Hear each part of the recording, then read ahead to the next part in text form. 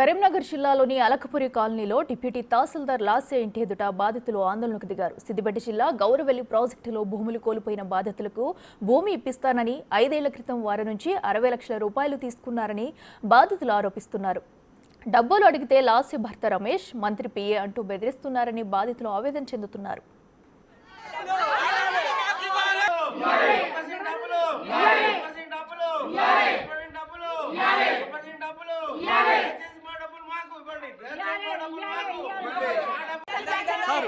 Sir మా గౌరవ రిజర్వాయర్లో ముప్పు బాధితుని సార్ ముప్పు బాధితుని అందులో నాకు వచ్చిన డబ్బులు వ్యవసాయ ల్యాండ్ కోసం ఈ కాల రమేష్కు డబ్బులు ఇచ్చాం సార్.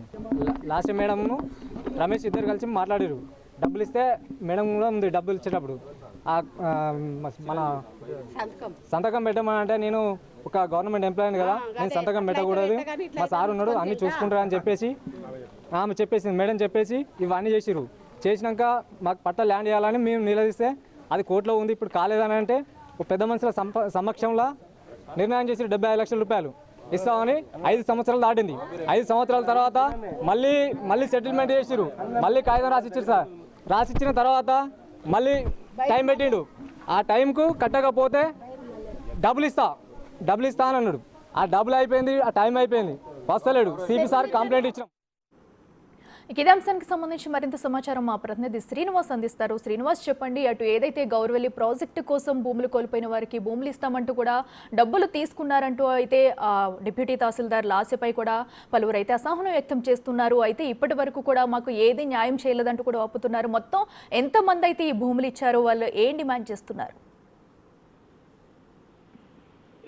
కరీంనగర్ లోని అల్కాపురి కాలనీలో నివాసం ఉంటున్నటువంటి డిప్యూటీ తహసీల్దార్ లాస్య ముందు ఈ రోజు తమకు డబ్బులు ఇస్తానని ఇవ్వడం లేదు అని చెప్పి చాలా రోజుల నుంచి కూడా అడుగుతున్నా గానీ డబ్బులు ఇవ్వడం లేదు అని చెప్పి ఇటు అల్కాపురి కాలనీ లోపల డిప్యూటీ తహసీల్దార్ ఇంటి ఎదుట అయితే ఆ బాధితులకు ఆందోళనకు దిగినటువంటి పరిస్థితి కనబడుతుంది. అయితే వీరంతా కూడా సిద్దిపేట జిల్లా హుస్నాబాద్ నియోజకవర్గం లోపల ఉన్నటువంటి వారాన్ని కూడా తెలుస్తున్నది. అయితే హుస్నాబాద్ నియోజకవర్గం లోపల గౌరవెల్లి ప్రాజెక్ట్ లోపల ఇటు భూములు కోల్పోయిన బాధితులకు వీరికి డబ్బులు కూడా రావడం జరిగింది. ఆ డబ్బులు వచ్చినటువంటి సమయం లోపల ఆ డబ్బులను ఆసరగా చేసుకొని డిప్యూటీ తహసీల్దారు లాస్య మరియు అతని భర్త రమేష్ అనేటువంటి వ్యక్తి మీ దగ్గర డబ్బులు ఉన్నాయి, తక్కువ రేటుకే వేరే ప్లేస్ లోపల డబ్బులు ఇస్తే మీకు భూమి ఇస్తానని చెప్పి చెప్పడంతో అయితే బాధితులు దాదాపుగా 60 లక్షల రూపాయలు కూడా రమేష్ కు ఇటు అప్పచెప్పినట్టుగా తెలుస్తున్నది. ఎందుకంటే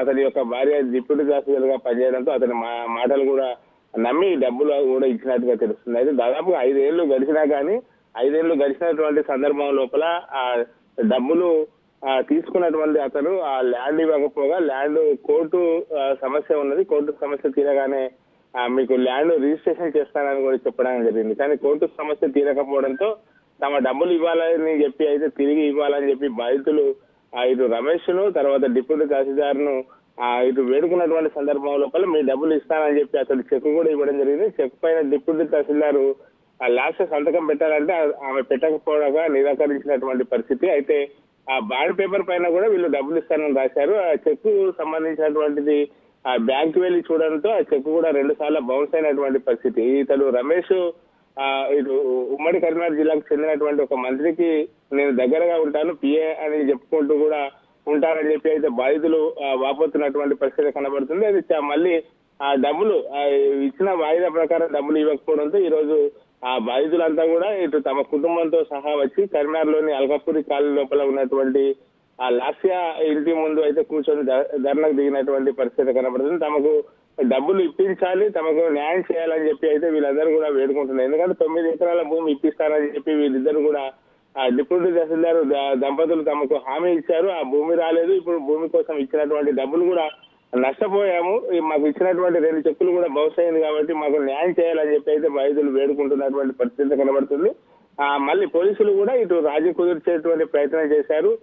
కానీ మాకు డబ్బులే కావాలి, మాకు న్యాయం కావాలని చెప్పి అయితే వాళ్ళు వేడుకుంటున్నటువంటి పరిస్థితి కనబడుతుంది. మరొక వాయిదా ఇవ్వడంతో అయితే బాధితులు తమ ఇంటికి అయితే వెళ్లిపోయినటువంటి పరిస్థితి కనబడుతుంది. ఆ సమయంలో ఇవ్వకపోతే మళ్ళీ వచ్చి మళ్ళీ పెద్ద ఎత్తున కూడా ఇక్కడ ధర్నా చేస్తామని వాడు చెప్తున్నటువంటి పరిస్థితి కనబడుతుంది అఖిల మనకు.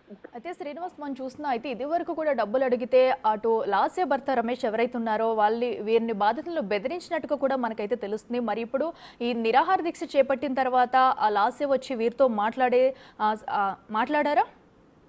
వాళ్ళు ఇటు లాస్య దంపతుల ఇంటి ముందు వచ్చి చాలాసేపు కూర్చున్నా గానీ ఆ డిప్యూటీ తహసీల్దార్ లాస్య గానీ అతని భర్త గానీ వీరితో మాట్లాడేటువంటి ప్రయత్నం చేయకపోగా వాళ్ళే పోలీసులకు సమాచారం ఇవ్వడంతో పెద్ద ఎత్తున కూడా పోలీసులు అక్కడికి రావడం కూడా జరిగింది.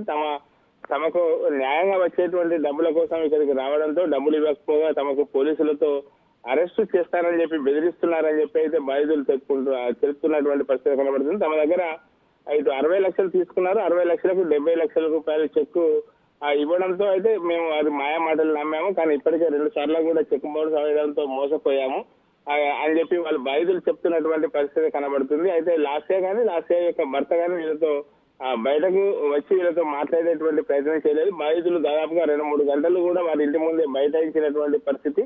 ఆ పోలీసులు కూడా అక్కడికి చేరుకొని దాని తిరిగి ఏదైనా మీకు సమస్య ఉంటే పోలీస్ స్టేషన్ లోపల ఫిర్యాదు చేయాలని చెప్పి వాళ్ళు చెప్పడం కూడా జరిగింది. ఇది కోర్టు లోపల పరిష్కారం ఉంటే చెక్ బౌన్స్ అయినటువంటి సందర్భం లోపల కోర్టు లోపల కూడా పరిష్కరించుకోవాలి, లేదా పోలీస్ స్టేషన్కి వచ్చి ఫిర్యాదు చేయాలి అని చెప్పి చెప్పడం కూడా జరిగింది. వాళ్ళు తిరిగి మళ్ళీ వస్తామని చెప్పి పోయినటువంటి పరిస్థితి కనబడుతుంది Akhila. Right Srinivas, thank you.